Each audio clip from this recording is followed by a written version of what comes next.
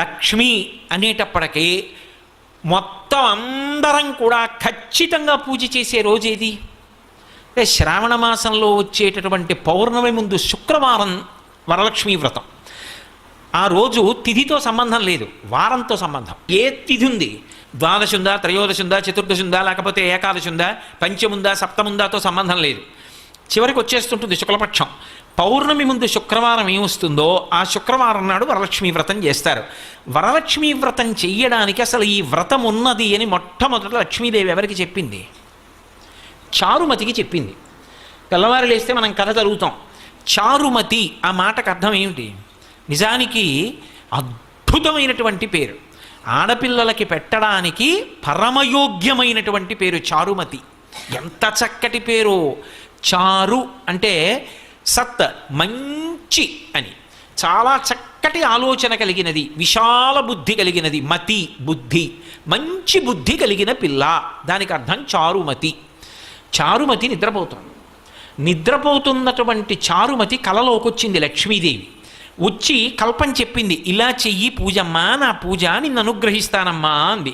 ఎందుకు చెప్పింది అంటే వ్యాసుల వారు పురాణంలో కొన్ని విషయాలు చెప్పారు. చారుమతినే ఆవిడ ఎందుకు ఎంచుకుంది అంటే ఆవిడ పతివ్రత, మహాపతివ్రత. మహాపతివ్రత అంటే ఎప్పుడు భర్తని అనుగమిస్తుంది. ఏ పని చేసినా భర్త సంతోషిస్తాడా సంతోషించడా అది ఆలోచిస్తూ ఉంటుంది. ఆమెకి ఆ పతి శుశ్రూష యందు రత అంటే అంతకన్నా సంతోషం ఆవిడికి ఇంకొకటి లేదు. ఇంటి ఇల్లాలుగా 10 మందికి అన్నం పెట్టడంలో, 10 మందిని ఆదరించడంలో, ఆ ఇంటి యజమానికి కీర్తి తేవడంలో, ఆ ఇంటికి లక్ష్మీ కటాక్షం కల్పించడంలో ఒక ఇంటి ఇల్లాలికున్నటువంటి ప్రాముఖ్యత నిజానికి పురుషునికి లేదు. నేను పరమ సత్యం చెప్తున్నాను మీతో. పురుషుడిదా ఐశ్వర్యం, ఇంటి ఇల్లాలిదా అంటే ఐశ్వర్యము ఇల్లాలిదే. తెలిసి తెలియక అమాయకత్వంతో ఏదో తక్కువ అనుకుని మాట్లాడేస్తుంటారు. అసలు నిజానికి వాళ్ళకి వేసినంత పెద్దపీట పురుషుడికి శాస్త్రం వెయ్యలేదు. ఎందుచేత అంటే నా ఇంటికి ఒక అతిథి వచ్చాడు అనుకోండి, నా ఇంటికి అతిథి వస్తే ఆ అతిథి కడుపు నిండా అన్నం తిని వెళ్ళాడన్న తృప్తి నాకు దేని చేత కలుగుతుంది? నా పత్ని సంతోషంగా అన్నం వండి 4 పదార్థాలు చేసి వచ్చిన వాళ్ళకి కొసరి వడ్డించి కడుపు నిండా పెడితే ఆయన 4 మాటలు త్రేయించాడు అనుకోండి, ఆ త్రేణుపులు ఉన్నాయా అని వింటూ ఉంటాట పూజామందిరంలోంచి ఈశ్వరులు. నన్ను నమ్ముకున్నవాడొకడు ఈ ఇంట్లో కూర్చుని త్రేయించాడు, కాళ్ళు కడుక్కుని చేతులు కడుక్కుని వెళ్ళాడు. ఆయన త్రేడుపు వినపడింది, దాన్ని లెక్కలోకి తీసుకుంటాట ఐశ్వర్యాన్ని నిలబెట్టడానికి. మనం తినడం కాదు, ఇంటికి వచ్చిన అతిథి త్రేయించి వెళ్ళాడా? మీరు చెప్పండి, అది నా చేతిలో ఉందా, నా భార్య చేతిలో ఉందా? నేను ఇన్ని ఉపన్యాసాలు చెప్పచ్చు. ఇంటికి వచ్చిన అతిథికి అన్నం, అయ్యా కూర్చోండి అన్నం వండుతానన్నాను అనుకోండి, ఆయన ఏమంటాడు? అయ్యో ఎందుకంటే ఏం పర్వాలేదు, నాకు వీళ్ళు కూడా తెలిసిన వాళ్ళు ఉన్నారు, తప్పకుండా రమ్మని నిగ్రహించారు, ఇంకొక మాట వస్తానులేండి అంటాడు. ఎందుకని? ఆవిడేమో కోపంగా అటు ఇటు తిరుగుతోంది అనుకోండి, రోజు ఎవడో వస్తాడు, ఏమిటి పిచ్చి కూడా అని.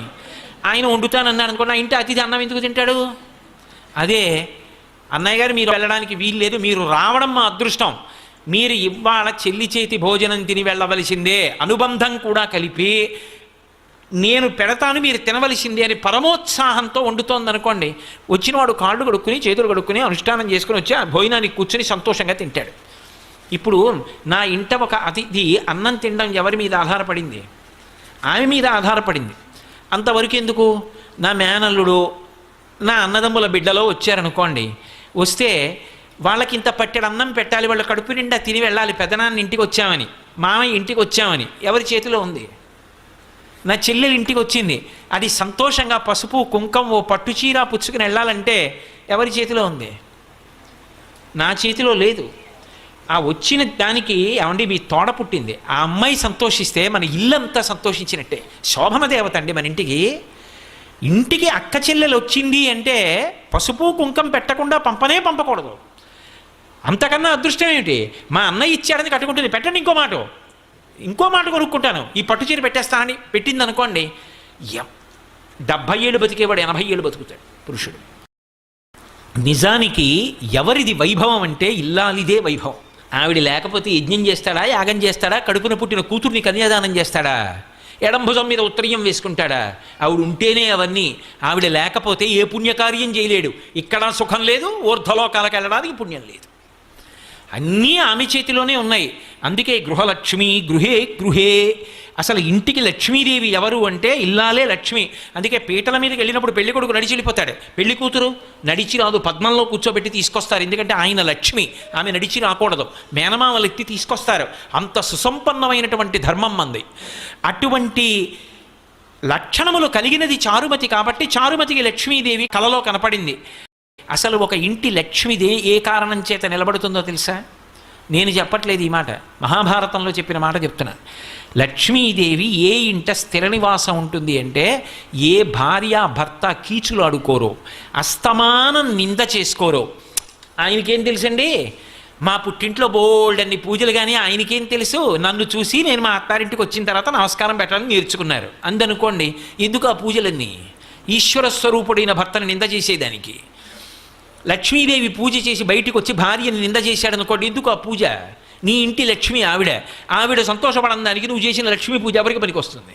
వాళ్ళిద్దరూ ఉల్లాసంగా ఉన్నారనుకోండి, సంతోషంగా ఉన్నారనుకోండి, అంతకు మించిన లక్ష్మి ఇంకొకటి లేదు.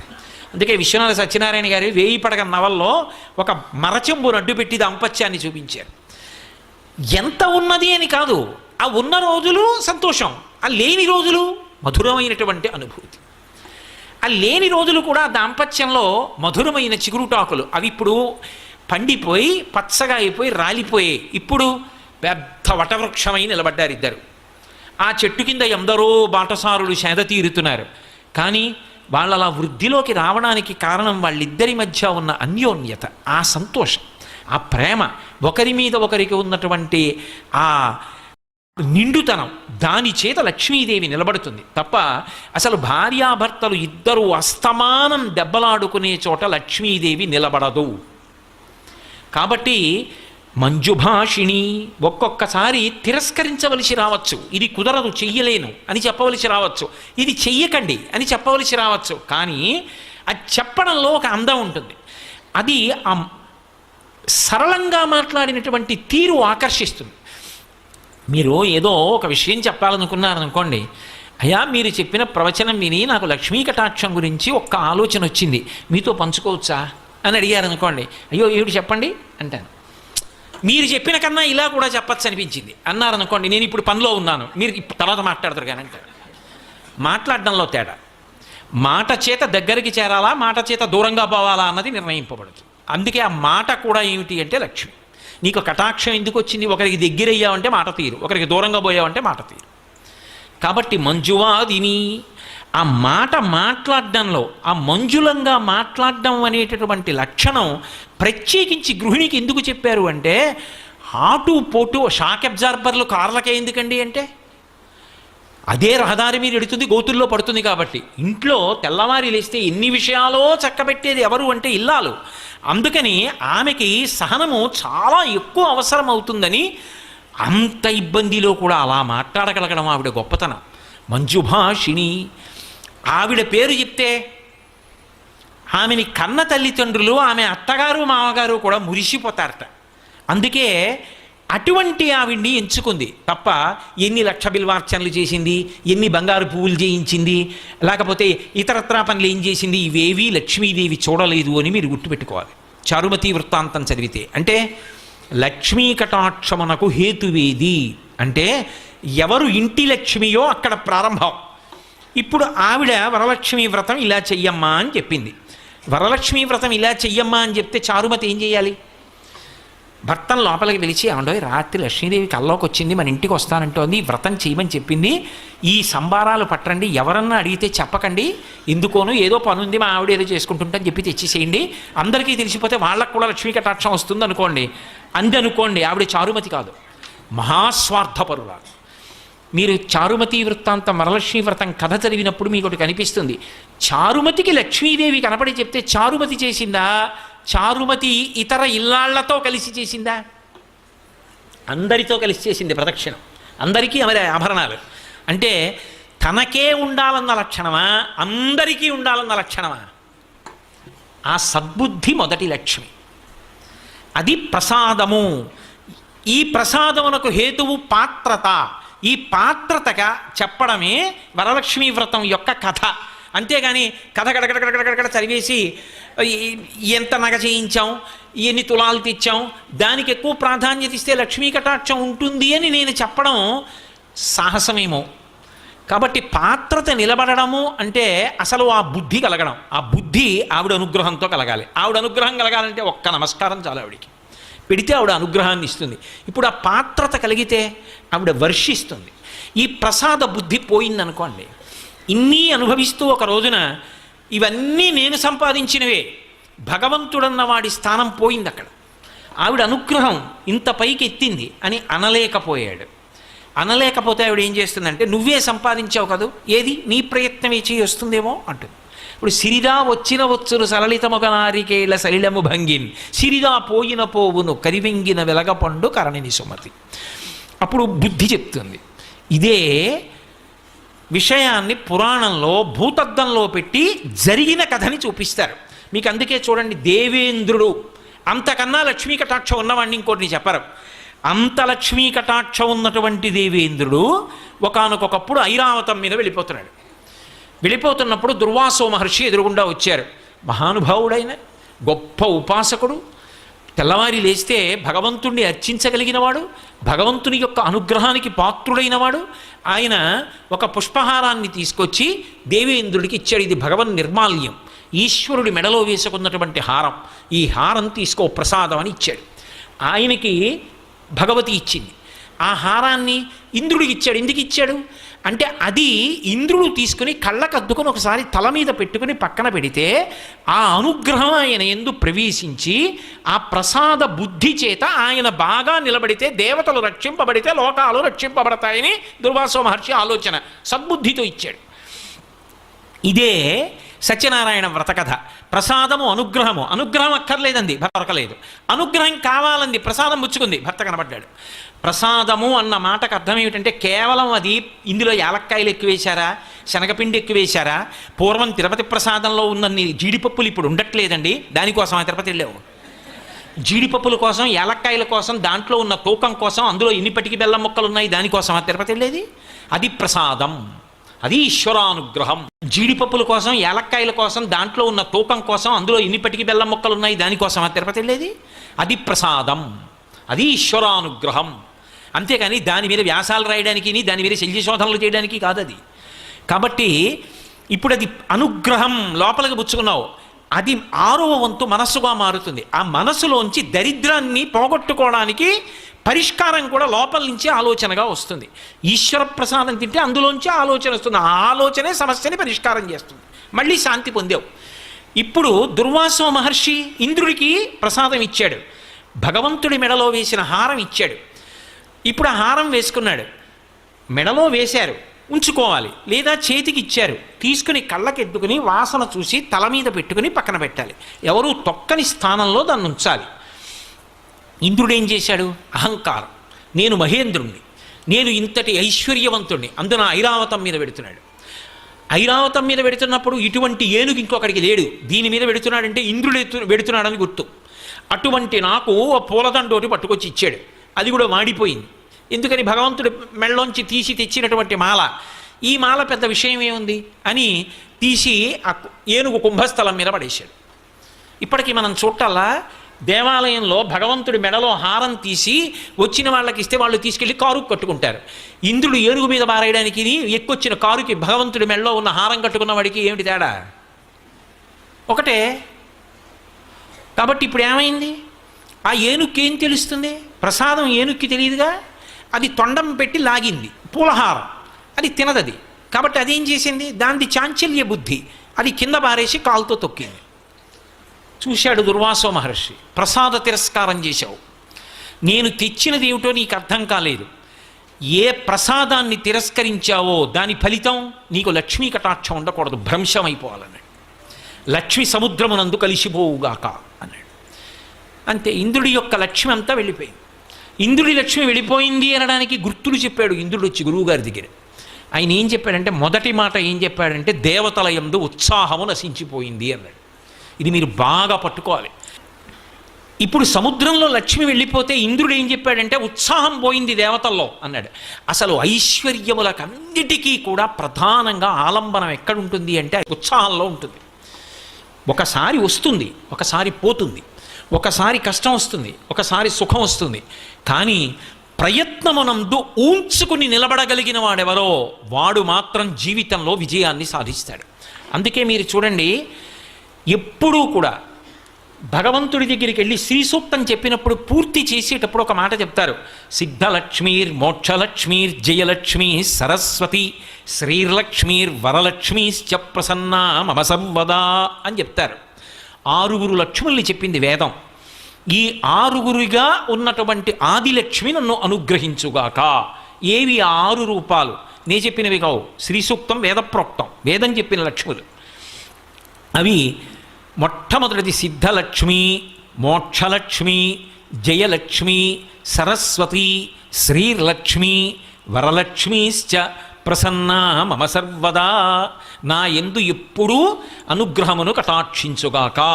లక్ష్మి యొక్క ఈ 6 రూపములు. ఇందులో చిట్ట చివర చెప్పబడిన లక్ష్మి వరలక్ష్మి. మీరు ఎందుకు ఈ క్రమాన్ని వాడింది వేదం? ఇలాగే ఎందుకు చెప్పాలి? శ్రీ సూక్తంలో ఈ లక్ష్ముల యొక్క స్థానాల్ని మార్చి చెప్పకూడదా? కాదు, ఇందులో పూల దండ గుదిగుచ్చినట్టు అంతర్లీనమైన రహస్యం ఒకటి ఉంది. సిద్ధలక్ష్మి, ఒక కార్యం సిద్ధించిందండి అంటాడు. అమ్మయ్యా, మొత్తానికి సిద్ధించిందండి అంటాడు. అందుకే విఘ్నేశ్వరుడు భార్యల్లో సిద్ధి బుద్ధి. సిద్ధించింది అంటే దాని అర్థం ఏమిటో తెలుసా? నేను అనుకున్నటువంటి కార్యం పూర్తయిపోయింది. నేను అనుకున్న కార్యానికి మొట్టమొదటి రూపం ఏమిటి? సంకల్పం కదా. ఇప్పుడు నేను ఇక్కడ ప్రవచనం చెయ్యాలి అనుకున్నాను. ఈ ప్రవచనం చెయ్యాలి అని నేను ఇక్కడికి బయలుదేరి వచ్చినప్పుడు మొట్టమొదట దానికి అంకురం ఏమిటి అంటే ఒక సంకల్పం. ఈ సంకల్పం చెయ్యడానికి వచ్చినప్పుడు అసలు లక్ష్మీ కటాక్షం గురించి చెప్పడానికి నీకు అర్హత ఉందా? ప్రతిబంధకాన్ని తట్టుకున్న ఉత్సాహం ఉంటే కదా నువ్వు నిలబడ్డానికి అర్హుడివి. నీకే లేని నువ్వు ఎలా పంచిపెడతావు? ఓ పరీక్ష ఉంటుంది. ఏమిటా పరీక్ష? ఒంటి నిండా ముక్కులోకి, చెవుల్లోకి, కళ్ళల్లోకి కూడా దీపపు పురుగులు వెళ్ళచ్చు. ప్రతిబంధకం దాటగలవా? దాటి మనసు నిలబెట్టగలవా? అమ్మో నేను చెప్పలేనండి అన్నావు అనుకోండి, అన్నీ బాగుంటే చెప్తావా?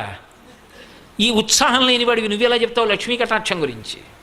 కాదు, అవన్నీ ఉన్నా నాకు ఆవిడ గురించి చెప్పేటప్పుడు జ్ఞాపకానికి రావు. నాకు ఆవిడ గురించే మనసు నిలబడుతుంది.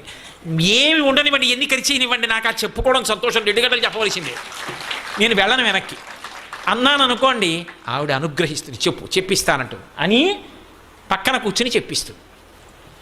కాబట్టి ఇప్పుడు ఉద్ధాన పతనాలు అంటే ఒక సంకల్పం మొదలై సంకల్పానికి ఆటుపోటు వస్తాయి.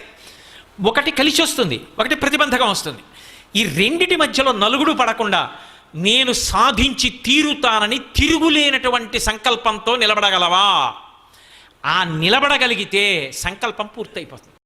అమ్మా, నువ్వు పతి శుశ్రూష చేయడంలో రమించిపోయేటటువంటి లక్షణం ఉన్నదానివి. పైగా కళావతి, సావిదుషి, సతతం మంజుభాషిణి, చారుమతి లక్షణాలు చెప్పారు. ఆవిడ కళావతి, కళలో ప్రవేశం ఉంది. భర్తగారు పూజ చేసుకుంటున్నాడు అనుకోండి, నీరాజనం గంట వినిపించింది అనుకోండి, ఆవిడ వచ్చి కూర్చుంటుంది.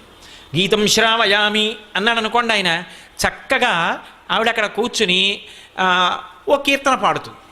ఆవిడ కీర్తన పాడుతుంటే ఆయన అలా కూర్చుని అప్పటి వరకు పూజ చేసి ఉన్నాడు కదూ, కంజదలాయతాక్షి కామాక్షి అని పాడుతోంది అనుకోండి, ఆయన కళ్ళు మూసుకుని ఆ పాట వింటూ అప్పటి వరకు పూజ చేసి చేసి చేసి చేసి ఆర్ద్రతతో ఉన్నాడేమో. ఆ అమ్మవారు కుంజరగమని అంటే కామాక్షి శుక్రవారం మంటపంలో అమ్మవారు నడిచి వెడుతుంటే కాళ్ళకి పెట్టుకున్న గజ్జల చప్పుడు ఇక్కడ వింటూ మురిసిపోతాడు. ఇప్పుడు కళావతి, ఆవిడకి ఒక పాట వచ్చు, పాడింది. ఆవిడికి వీణ వాయించడం వచ్చు, ఇవాళ పాట పాడింది, రేపు వాద్యం ఘోషయామి, కాసేపు వీణ వాయిస్తుంది.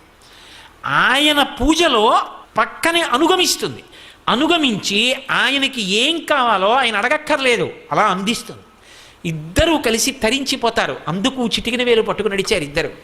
అది జీవితంలో ఒక్కరోజు అలా అనుభవించింది లేదనుకోండి, ఏమి దాంపత్యం అని అలా దాంపత్యం. ఒక్కరోజు అలా కూర్చుని పూజ చెయ్యలేదు, అలా ఆయన అడగలేదు, ఆవిడ ఇవ్వలేదు. ఎందుకు ఇంకా అది?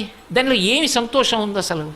కాబట్టి కళావతి సావిదుషి ఆమె మంచి ఆలోచన చెప్తుంది, పక్షపాత బుద్ధి లేదు, మా వాళ్ళు మీ వాళ్ళు అన్న బుద్ధితో ఉండదు, మంచి బుద్ధితో ఆలోచిస్తుంది. ఇవి చేస్తే మా ఆయన కీర్తి నిలబడుతుంది, ఆయన వృద్ధిలోకి వస్తారు, ఆయన ఆయువు నిలబడుతుంది, కాబట్టి నేను ఆయనకి ఈ సలహా చెప్పాలి, మంచి ఆలోచనలు చెప్తుంది. సావిదుషి సతతం మంజుభాషిణి, ఆమె ఏది మాట్లాడినా కర్కశంగా ఉండదు, పరమ మృదువుగా చిరునవ్వులు నవ్వుతూ చక్కగా మాట్లాడుతుంది. అందుకే